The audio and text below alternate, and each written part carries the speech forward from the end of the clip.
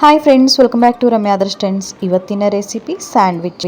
Egg sandwich simple and ಈಸಿಯಾಗಿ ಮಾಡ್ಕೋಬೋದು. ತುಂಬ ಈಸಿ. ಸ್ಯಾಂಡ್ವಿಚ್ ಮೇಕರ್ ಇದ್ದರೆ ಸಾಕು ಮಾಡ್ಕೋಬೋದು. ಬಟ್ ನಾರ್ಮಲ್ ಪ್ಯಾನಲ್ಲೂ ಕೂಡ ಮಾಡ್ಕೋಬೋದು.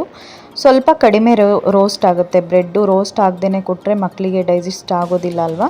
ಹಂಗಾಗಿ ನೋಡಿ, ನಾನು ಮೊದಲು ಬ್ರೆಡ್ಡನ್ನು ಸ್ಯಾಂಡ್ವಿಚ್ ಮೇಕರಲ್ಲಿ ರೋಸ್ಟ್ ಮಾಡ್ಕೊತಾ ಇದ್ದೀನಿ. ಸ್ವಲ್ಪ ರೋಸ್ಟ್ ಮಾಡ್ಕೊಂಡಾದ ನಂತರ ಒಂದು ಸೈಡು ನಾನು ಎಗ್ ಸ್ಯಾಂಡ್ವಿಚ್ ಅಲ್ವಾ ಮಾಡ್ಕೊತಾ ಇರೋದು, ಅದಕ್ಕೋಸ್ಕರ ಎಗ್ ಹಾಕ್ಕೊಂಬಿಟ್ಟು ಒಂದು ಮೀಡಿಯಮ್ ಸೈಜ್ ಚಿಕ್ಕ ಪ್ಯಾನ್ ನೋಡಿ, ಈ ಥರ ಸೈಜ್ ಪ್ಯಾನ್ ಇದ್ದರೆ ಚೆನ್ನಾಗಿ, ಅಂದರೆ ಬ್ರೆಡ್ ಎಷ್ಟು ಸೈಜ್ ಇರುತ್ತೋ ಅಷ್ಟು ಬರುತ್ತೆ ಈ ಪ್ಯಾನು.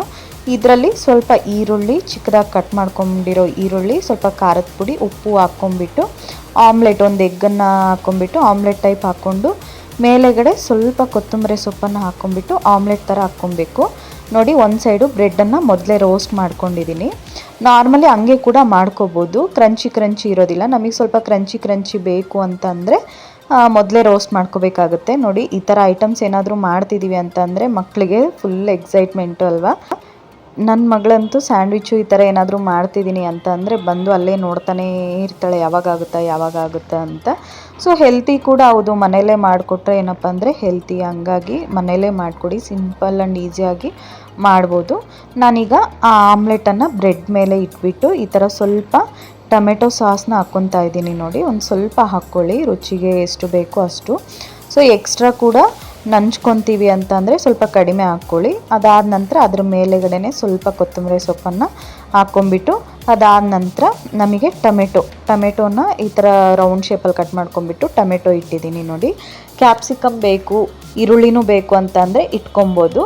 ಸೊ ನಾನು ಅದೇನು ಬೇಡ ಅಂತ ಹೇಳ್ಬಿಟ್ಟು ನಾನು ಜಸ್ಟು ನಾರ್ಮಲಾಗಿ ಆಮ್ಲೆಟ್ ಹಾಕ್ಬಿಟ್ಟು ಸಾಸ್ ಹಾಕ್ಕೊಂಬಿಟ್ಟು ಸ್ವಲ್ಪ ಕೊತ್ತಂಬರಿ ಟೊಮೆಟೋಸ್ನ ಇಟ್ಬಿಟ್ಟು ಇನ್ನೊಂದು ಬ್ರೆಡ್ ಸ್ಲೈಸಿಂದ ನಾನು ಕವರ್ ಮಾಡಿಬಿಟ್ಟಿದ್ದೀನಿ. ಇನ್ನೊಂದು ಕೂಡ ಸ್ಯಾಂಡ್ವಿಚ್ ಮೇಕರಲ್ಲಿ 2 ಪಾರ್ಟಿಷನ್ಸ್ ಇರುತ್ತೆ ಅಲ್ವಾ. ಸೊ ಇನ್ನೊಂದು ಪಾರ್ಟಿಷನಲ್ಲಿ ಇನ್ನೊಂದು ಸ್ಯಾಂಡ್ವಿಚ್ನ ಅದನ್ನು ಕೂಡ ಇಟ್ಟಿದ್ದೀನಿ. ನೋಡಿ, ಈ ಥರ ಅಷ್ಟೇ.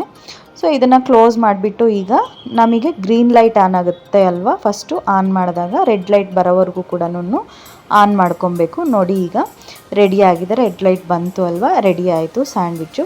ಸೊ ಇಷ್ಟೇ, ಸಿಂಪಲ್ ಆ್ಯಂಡ್ ಈಸಿಯಾಗಿ ಮಾಡ್ಕೋಬೋದು. ಇದು ಸ್ವಲ್ಪ ರೋಸ್ಟ್ ಆಗಿದೆ.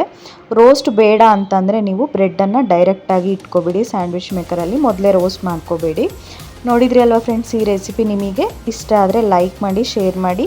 ಹಾಗೆ ನೀವು ಕೂಡ ನಿಮ್ಮ ಮಕ್ಕಳಿಗೆ ಟ್ರೈ ಮಾಡಿಕೊಡಿ. ಈವ್ನಿಂಗ್ ಸ್ನ್ಯಾಕ್ಸಿಗೆ ಈ ಥರ ತುಂಬ ಚೆನ್ನಾಗಿ ಇಷ್ಟಪಟ್ಟು ತಿಂತಾರೆ.